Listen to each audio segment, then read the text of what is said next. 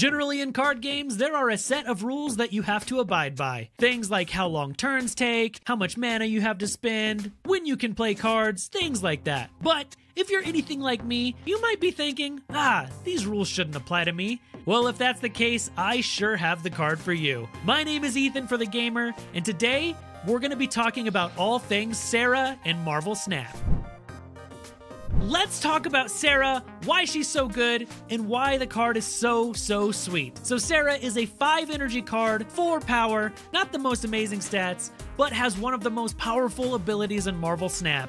The ongoing ability of making your cards in your hand cost 1 less. To a minimum of 1. She can't make things free. Getting a discount on mana is one of the most powerful effects in any competitive card game, really. And in Marvel Snap, it's no different. That's why cards like Wave are so strong, Electro, and Sera in her own right. This lets you do a lot of things, like be able to play more cards than you should be able to in a turn, or play cards earlier than you should. There are a lot of different ways that we want to leverage this. The biggest downside of Sera is that she does cost 5 energy, and since the game only goes to turn 6, normally you'd only be able to play this on 5, and then make use of her ability on turn 6. But there's a lot of ways we can get around this. There are 2 main schools of thought when it comes to Sera. You can either build her to play her on turn 5 and dump your hand playing a whole bunch of cards on the last turn, or you can try and play her early so that you can make use of her ability for more turns than just the last one. So one of the easiest ways to play Sera and learn how she works is just by playing her in a deck that already has a lot of good cards in it, but can make use of her ability. So this deck right here is a simple, easy to build budget Sera deck that really, you just need Sera to make work, and you can slot in whatever cards you have. But the idea behind this deck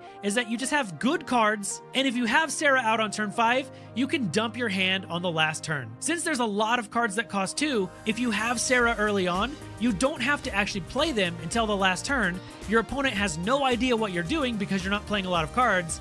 And then on the last turn, you get to play 6 different 2-drop cards, which is very powerful. This makes things like Star-Lord a lot better. Normally, it's not the best card, but if we're playing it on the last turn, we know exactly where we want it to go. And since you get to play a whole bunch of other cards to follow up, you know exactly where you need the extra power from Star-Lord to go. There are lots of different ways you can build decks like this. This is just kind of like a blank slate, especially since this has a lot of pool 2 cards in it. You really just need Sera and you can play a lot of stuff. You can play whatever cards you like in this, but just adding Sera gives you a whole bunch of power, especially if you're playing a lot of 2-drops. This is a great deck for climbing early on, especially if you don't have a lot of pool 3 cards, but you did manage to grab Sera. This is something you could just slaughter in and start winning games. But I like to be a little more cheeky with my Sera decks. My favorite way to play Sera is being able to cheat her out early so that we can make use of her effect for more than just 1 turn. So if we make use of cards like Psylocke or Wave, we can play Sera as early as turn 4. That gives us 2 whole turns to make use of her ability. In a deck like that, we don't need as much early game pressure, and we can play a lot more big in-game bombs.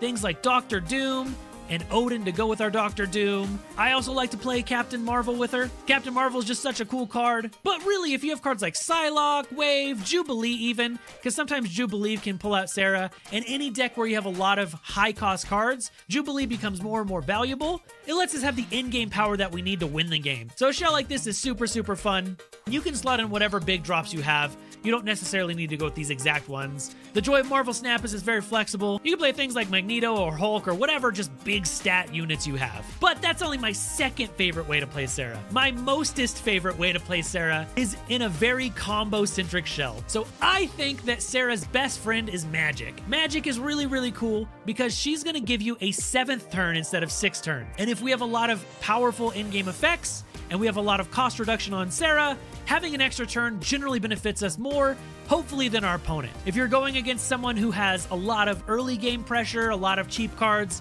that they're spilling all of their hand out early, they're not going to be able to make use of a 7th turn where we've built a deck to where we want to go 7 turns. So Magic is really good with Sera because she gives us 1 whole extra turn where we can utilize the mana discount of Sera, which is really awesome. So this is my absolute favorite Sera deck. This is a Mr. Negative combo deck, and it's very combo-y for all of the combos. It's got so many combos. Basically how this works is we're utilizing Mr. Negative. What it does is swaps the power and cost of all the cards in our deck when it reveals. So cards like Mystique become a 0 mana 3 power card with its ability. Most notably, Iron Man becomes a 0 mana 5 power unit that has this amazing ability that we all know Iron Man is super strong, and combos with Mystique, you can play them both on the same turn for no mana, and you can see the theme with the entire deck. Mr. Negative, Magic, and Sera all combo together really, really well, because Mr. Negative also is a card where we want more draws to use its effect, so Magic lets us do that, and Sera lets us play more cards at the end as well. This is a super, super fun deck, but it is a little more expensive in terms of cards you need. Fast is super optional. I just put it in here because it works really well, making our Mr. Negative a 3 power instead of a -1. That's just good value.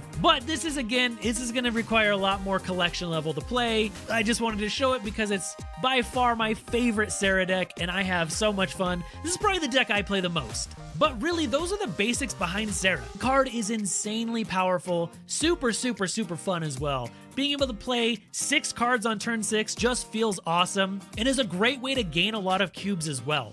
If you're not playing a lot of things in the early turns, your opponent has no idea what you're doing, and a lot of times they'll snap because they think you have no plays. Then you drop Sera on turn 5, play 6 cards on turn 6, and your opponent scratches their head thinking, how exactly did I even lose this game? Then you take your cubes and you laugh and have a good time. That's all I have for this video. Hopefully you enjoyed it. Make sure you check out some of our other videos. I've done a few Marvel Snap videos on our channel. And for all things gaming, check out thegamer.com, and we'll see you in the next video.